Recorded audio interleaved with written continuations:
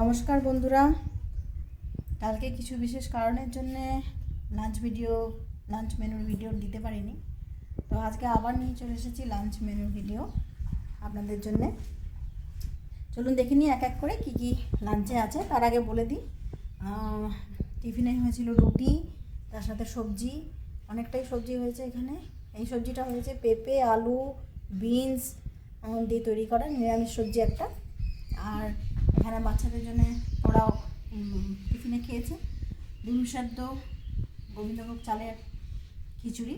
এটা অল্প ওরা খেয়েছে, দুপুরে যদি খেতে চায় আবার তাহলে দেবো, না হলে ভাত আছে। ওরা পোস্ত দিয়ে ভাত খেতেও খুব ভালোবাসে। এখানে আছে পোস্ত, আলু পেঁয়াজ পোস্ত।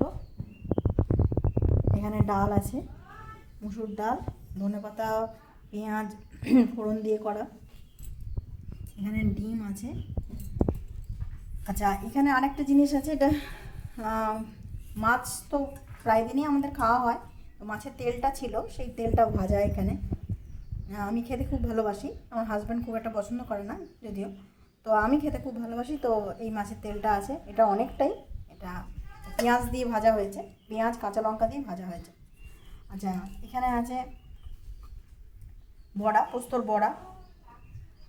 আচ্ছা, এটা আছে আমার বাগানে কিছু উচ্ছে হয়েছিল সেইটাই। এখানে আলু, উচ্ছে, কাঁচকলা ভাজা করা হয়েছে।